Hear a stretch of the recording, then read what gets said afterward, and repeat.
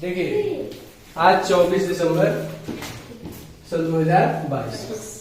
आज का जो टॉपिक है वो है गुप्त साम्राज्य, या इसको गुप्त काल कहा जाता है। गुप्त काल।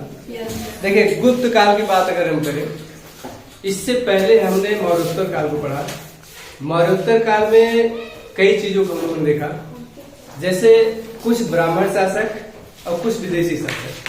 विदेशियों में हिंदू यूनानी, धीरे जाके बढ़ जाइए, हिंदू यूनानी, शक, फिर इसका पहलव, फिर कुषाणों को देखा। कुषाणों के जस्ट बाद गुप्त साम्राज्य आता है। गुप्त साम्राज्य में सबसे पहले यहाँ पर देखिए मैंने लिखा है, कुषाणों के पश्चात नए राजवंश का उदय हुआ, जिसे गुप्त सम्राट के नाम से जाना गया। देखिए यहाँ पर केंद्रीय सत्ता की बात की गई है। केंद्रीय सत्ता सुदृढ़ किया गया। गुप्त शासकों ने क्या किया, देखिए व्यापार, साहित्य, कला, स्थापत्य विज्ञान, इन सब के विकास को प्रोत्साहित किया। गुप्त काल को भारत का स्वर्ण काल कहा जाता है, क्योंकि गुप्त काल में बहुत सी अच्छी रचनाओं का वर्णन किया गया। सोने के सिक्के जारी किए गए और चांदी के सिक्के जारी किए गए। ठीक है, अभी दिखाएंगे। कौशाम्बी के निकट ऐसा माना जाता है कि जो इलाहाबाद के पास जो कौशाम्बी है, कौशाम्बी के पास में ही गुप्त साम्राज्य का जन्म होता है, और इसके संस्थापक श्रीगुप्त हैं। श्रीगुप्त 240 से 280 मतलब 40 साल तक इन्होंने शासन किया। श्रीगुप्त के जो उत्तराधिकारी हुए वो घटोत्कच हुए। घटोत्कच के उत्तराधिकारी हुए चंद्रगुप्त प्रथम। चंद्रगुप्त प्रथम से ही मूलतः गुप्त साम्राज्य शुरू होता है। देखिए गुप्त वंश का महान, देखिए गुप्त वंश का प्रथम महान सम्राट कौन है? चंद्रगुप्त प्रथम। 320 ईस्वी में ये गद्दी पर बैठे। इसने लिच्छवी की राजकुमारी जो कुमार देवी है उनसे विवाह किए, मतलब विवाह संबंधों के द्वारा बहुत से अपने राज क्षेत्रों का विस्तार किए। ठीक है, देखिए होता क्या है, कुछ लोग शादी के द्वारा विवाह क्षेत्र का विस्तार करते हैं और नीतियों के द्वारा तमाम नीतियां अपनाते हैं। उन नीतियों के द्वारा भी साम्राज्य का विस्तार होता है। ठीक है, क्या देखिए इसने क्या किया, चंद्रगुप्त प्रथम ने महाराजा धीराज की उपाधि धारण किया था। इसका उत्तराधिकारी समुद्रगुप्त हुआ। समुद्रगुप्त एक महान शासक था जो 335 ईस्वी में राजगद्दी पर बैठता है, और इसने क्या किया, देखो ये बहुत बड़ा काम किया था। वो कहाँ गया निकालने वाला? वो नहीं, डस्टर। चलो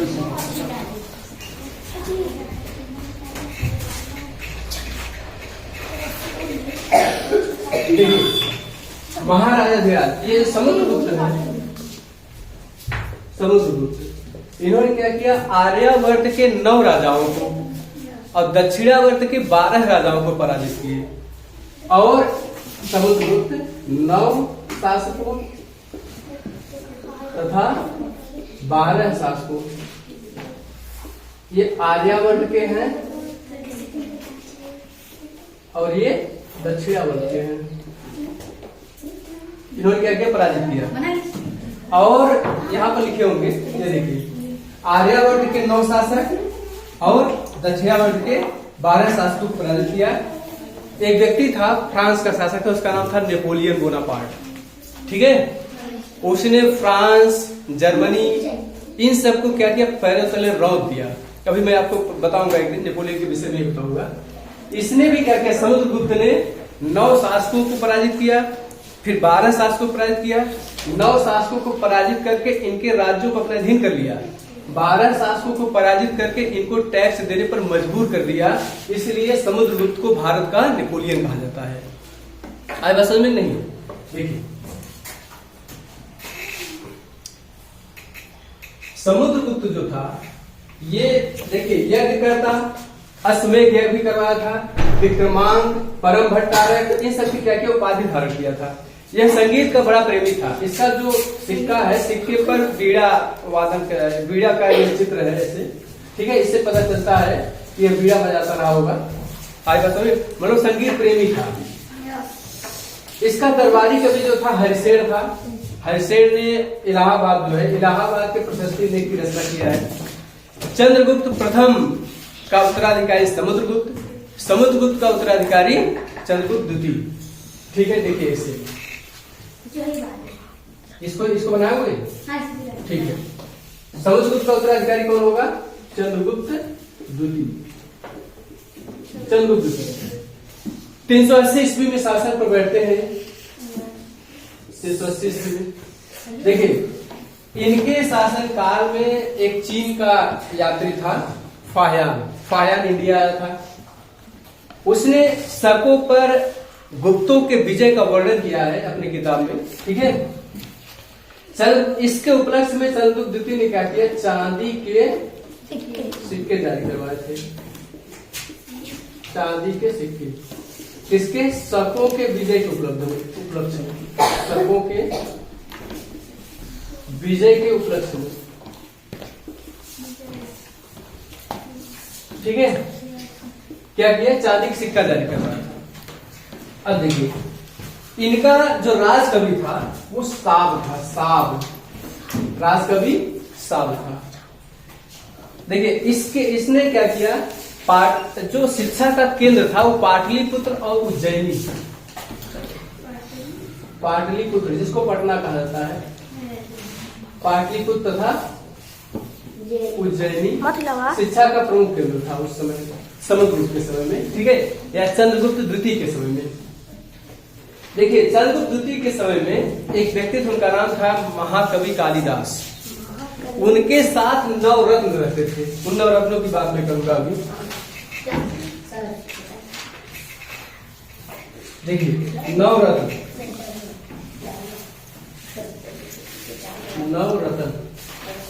कौन कौन? पहले हैं महाकवि कालिदास।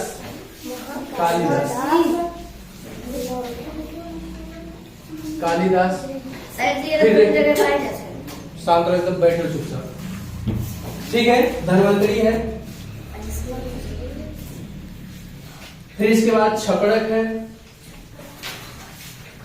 फिर छपड़क जो थे ज्योतिष थे, ज्योतिष। अमर सिंह है। फिर संत। फिर इसके बाद बेताल भट्ट। फिर है घटकरपर। फिर वराह मिहिर। फिर इसके बाद वारुची। कितने लोग हो गए? 1 2 3 4 5 6 7 8 9 9 लोग जो थे ये नवरत्न कहलाते थे। इसमें से कुछ ज्योतिष विज्ञान थे, कुछ शासन प्रशासन देखने वाले थे। ठीक है, कुछ वास्तुकार थे, कुछ कोशकार थे। अमर सिंह कोशकार थे। आई बात समझ नहीं? ये सब जो थे इनको नवरत्न कहा जाता था। अब देखिए, चंद्रगुप्त द्वितीय का जो संघ विग्राहिक जो था वीरसेन एक व्यक्ति था। वो संघ विग्राहक था। वो शैव धर्म को मानता था। भगवान शिव की पूजा करता था। वो शिव की पूजा के लिए उसके लिए क्या किया गया? उदयगिरी जो पहाड़ी है उस पर एक झील है, सुदर्शन झील, उसका किया गया पुनरुद्धार कराया गया। उसको फिर से उसका जीर्णोद्धार मतलब बनवाया गया ताकि वहां पर पूजा पाठ अच्छे से किया जा सके। और वीरसेन जो था वो व्याकरण, न्याय मीमांसा और शब्द का एक प्रकांड विद्वान था। आई बात समझ में? फिर इसके बाद देखो, कुमारगुप्त प्रथम आ जाते हैं। कुमारगुप्त प्रथम का सबसे ज्यादा नाम है, उन्होंने नालंदा विश्वविद्यालय बनवाया था। विश्वविद्यालय मतलब जहां पर बड़े यूनिवर्सिटी के बच्चे पढ़ते हैं, ग्रेजुएशन करते हैं। ठीक है, यहाँ कुमारगुप्त, इसको गोविंद गुप्त भी कहा जाता था। इसने एक उपाधि लिया था महेंद्रादित्य। इसमें नहीं लिखा है, लिख देते हैं। ठीक है, ये आप लोग लिखा है। ठीक, महेंद्रादित्य उपाधि से लिया था। 415 से कहीं कहीं 455 मिलेगा, कहीं कहीं 454 मिलेगा। 455 या 454 ईस्वी तक इसने क्या किया? शासन किया था। देखिए, यहाँ पर नालंदा विश्वविद्यालय मैंने आपको बताया ना, नालंदा विश्वविद्यालय का निर्माण इन्होंने ही करवाया था। और देखिए, इसके शासन में क्या हुआ? सुव्यवस्थित शासन का वर्णन मंदसौर में एक अभिलेख है। उसी अभिलेख से प्राप्त होता है कि यहाँ इनका जो शासन प्रशासन था सुव्यवस्थित था। मुद्राओं पर गरुड़ के स्थान पर मयूर का चित्र अंकित किया गया है, क्योंकि देखिए जो सोने के सिक्के इन लोगों ने जारी किए गुप्तों ने, उस पर गरुड़ को जो है भगवान विष्णु के जो जिस पर बैठ क्या सवारी के रूप में दिखाया गया है गरुड़ को, ठीक है। परंतु इसमें कुमारगुप्त ने क्या किया, मयूर को जो है मयूर का इस्तेमाल किया है, ठीक है, मयूर चित्र बनवाया है। फिर इसके बाद एक व्यक्ति आते हैं स्कंदगुप्त, कुमारगुप्त के बाद स्कंदगुप्त। स्कंदगुप्त इनके उत्तराधिकारी हुए। 455 से 467 तक इन्होंने शासन किया है। इन्होंने देखिए गिरनार पर्वत पर सुदर्शन झील का पुनरुद्धार करवाया। एक यहाँ पे था उदयगिरी पहाड़ी पर एक गुफा का निर्माण करवाया गया था, ठीक है। ये यहाँ पर जो है ये स्कंदगुप्त ने क्या किया, यहाँ देखिए सुदर्शन झील, ये गिरनार पर्वत पर सुदर्शन झील है, उसका क्या किया, पुनरुद्धार करवाया था। इसने पर्णदत्त को सौराष्ट्र का गवर्नर नियुक्त किया। पर्णदत्त एक व्यक्ति है, उनको सौराष्ट्र का गवर्नर नियुक्त किया था। इसके शासन काल में हूणों का आक्रमण शुरू। हूण कौन थे, वो विदेशी थे। अफगानिस्तान में एक जगह है बामियान, वही बामियान इनका केंद्र था, वहीं से लोग आक्रमण करते थे इंडिया पर, ठीक है। मतलब स्कंदगुप्त के समय में इनका आक्रमण शुरू हो चुका था। स्कंदगुप्त वृषभ शैली में नए सिक्के जारी किए। इसने 466 ईस्वी में चीनी सम्राट एक व्यक्ति था, उसका नाम था सांग। सांग के दरबार में अपना राजदूत भेजा था। अभी कोई राजदूत अपना नहीं भेजा था। ये स्कंदगुप्त पहला व्यक्ति था जिसने अपना राजदूत भेजा था। कहाँ, चीन के दरबार में, सांग के दरबार में। यहाँ तक बात हो गई। ये बात जो मैं उदयगिरी पहाड़ी की बात में किया था, वहां पर एक गुफा का निर्माण चंद्रगुप्त ने करवाया था, जो मैंने सुदर्शन झील बताया है। वो स्कंदगुप्त ने उसका पुनरुद्धार कराया। इसने गुफा का निर्माण कराया था, चंद्रगुप्त द्वितीय, ठीक है। अब देखिए प्रशासनिक व्यवस्था कैसी थी।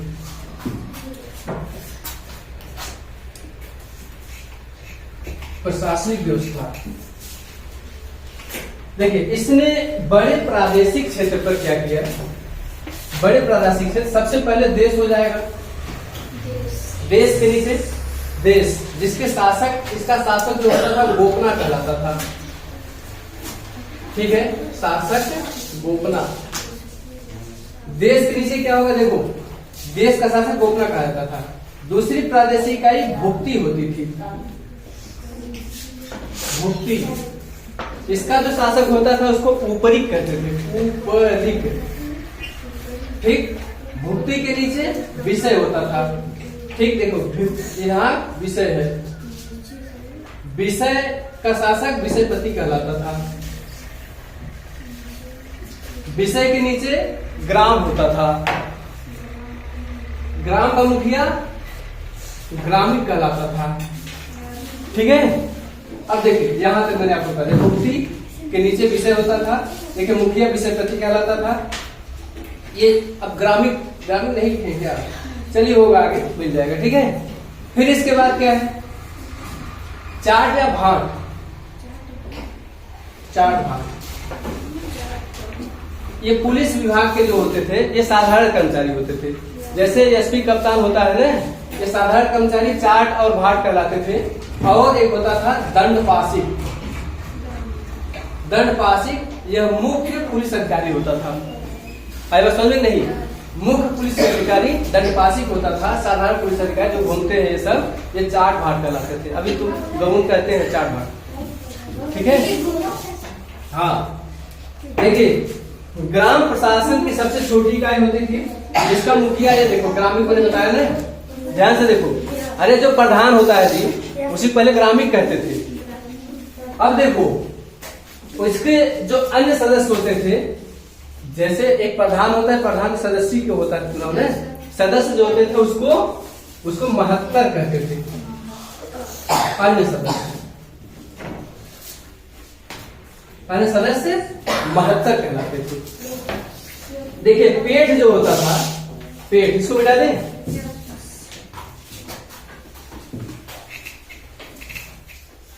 डर लगता है कभी गिर न जाए। पेट, देखिए पेट जो होता था वो ग्राम समूहों की छोटी इकाई होती थी। जैसे न्याय पंचायत के मतवार है ना, इसमें कई गांव मिले हुए हैं, पहले इसको पेट कहा जाता था। जैसे मझगवा, तिलरी, ये सब पूरा मिलकर के मतवार है ना, वैसे ही कई गांव मिलकर के पहले पेट बनता था, ठीक है, पेठा नहीं पेट, ठीक है। अब देखिए गुप्त शासक कुमारगुप्त जो है, कुमारगुप्त के दामोदरपुर में ये जो ताम्रपत्र जो अभिलेख प्राप्त हुआ है, उनके अधिकारियों के क्रियाकलाप की जानकारी प्राप्त होती है। इधर देखो, कुमारगुप्त प्रथम को जानते हो? नालंदा विश्वविद्यालय किसे बनवाया जानते हो? कुमारगुप्त प्रथम। यही चीज बता रहे हैं, तुम पता नहीं क्या सोच रहे हो। अब देखिए, भू राजस्व जो होता था, भू राजस्व उत्पादन का 1/4 भाग से 1/6 भाग वसूला जाता है। जैसे 10 किलो अनाज पैदा हुआ तो 4 किलो या तो 6 किलो देना पड़ता था राजा को, और बाकी जो बचेगा आप लोग इस्तेमाल करेंगे। ठीक है। भूमि का जो प्रकार होता था, भूमि के प्रकार में पहले क्षेत्र होता था। क्षेत्र जो होता था जिसमें खेती की जाती थी उसको क्षेत्र कहते थे। जो रहने वाली जमीन होती थी, जिसको आज हम लोग आबादी कहते हैं, आबादी वाली जमीन को वास्तु कहा जाता था। चारागाह का मतलब जहां पर भैंस को चराया जाता था, पशुओं को चराने योग्य जो भूमि होती थी उसको चारागाह कहते थे। सील जो होता था, जो जमीन जोती जा सके उसको सील कहते थे। अप्रतहत ये जंगली जमीन है, जहाँ पर एक मेरा कौन बेला है, रैया, ये सब जो लगा हुआ है जिस स्थान पर, वो सब ये अप्रतहत कहलाएंगे। अब देखिए, सिंचाई के लिए रहट जानते हो? रहट या घंटी कहा जाता है उसको। ऐसे देखो, इस प्रकार से होता है, ऐसे होगा, ऐसे, ठीक है। और इस पर एक चक्का लगा रहेगा, इससे बाहर सॉफ्ट निकला रहेगा, सॉफ्ट, फिर इसके ऊपर चक्का रहेगा, फिर बैल जो है उसको लेकर के घूमता है। नहीं जी, यहाँ पर डब्बा लगा रहेगा सर, ढेर सारा, इस पर डब्बा लगा रहेगा, इस पर डब्बा लगा रहेगा, इसमें ऐसे घूमता जाएगा। ये नीचे पानी यहाँ पर है, ठीक है, इस यहाँ पर भर लेगा, फिर यहाँ करके ऐसे यहाँ पर नाली बनी हुई है, ठीक है, ऐसा करके यहाँ पे गिरता चला जाएगा, ऐसे गिरता चला, फिर आके यहाँ भर जाएगा, फिर ऐसे घूमता चला जाएगा। इसको रहट कहते हैं। पहले सिंचाई ऐसे होती थी। तुम लोग ऐसा नहीं हुआ है क्या? तुम लोग जानते नहीं, जाके घर पर पूछना। पूर्वर जानते? पूर्वर घर पे जाके पूछना, बताएंगे। ठीक है। उज्जैन जो होता था, देखिए, श्रेणी के प्रधान को ज्येष्ठक कहा जाता था। उज्जैन जो होता था व्यापार का सबसे प्रमुख केंद्र था। सर्वाधिक स्वर्ण मुद्राएं मैंने बताया कि गुप्त काल में ही जारी की गई थी। इसको स्वर्ण काल कहा जाता है। इसमें तमाम मंदिरों का निर्माण कराया गया था, तमाम नाटकों की रचना की गई थी, ठीक है, बहुत से ग्रंथों की रचना की गई थी। वास्तविक नहीं, इसलिए इसको स्वर्ण काल कहा जाता है। यहाँ देखिए, कायस्थों के जिक्र याज्ञवल्क्य के स्मृति में किया गया है।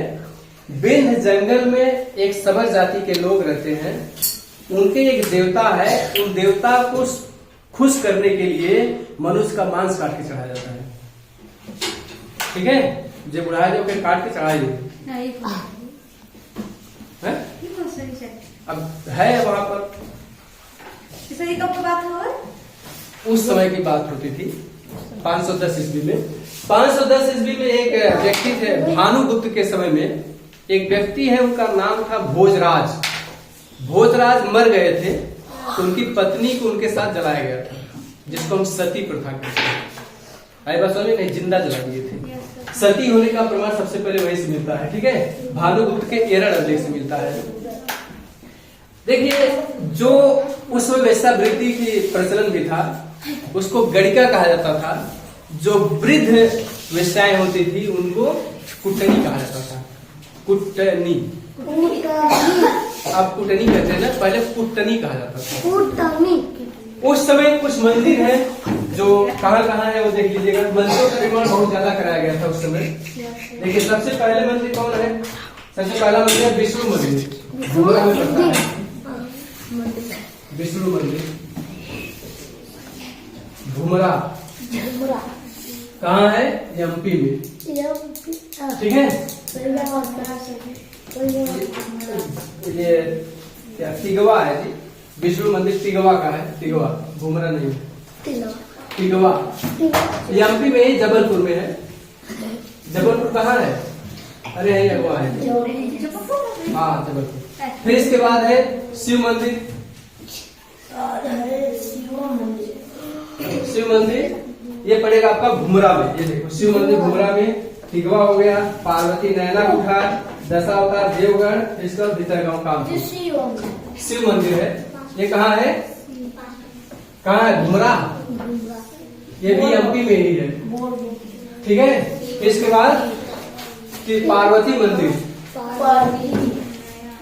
पार्वती नैना कुठार, ये भी एमपी में ही है। फिर इसके बाद दशावतार, दशावतार ये भी यूपी में है। कहाँ पर? देवगढ़ में, ललितपुर में। ललितपुर जानते कहाँ है? उत्तर प्रदेश ऐसे है, यही लगता हुआ है, एमपी में ही घुस गया है, ठीक है।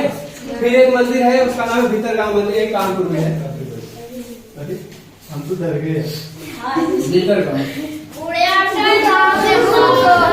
भीतरगांव देखिए, ये जो मंदिर है ये कानपुर में पड़ेगा,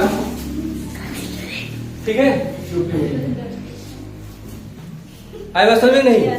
इस प्रकार से गुप्त काल में ये सब मंदिर थे, इसलिए ये तमाम मंदिर बनाए जाने के कारण गुप्त काल को कहा जाता है। क्या कहा जाता है? स्वर्ण काल, मंदिरों का स्वर्ण काल। आए बात समझ में? कोई दिक्कत?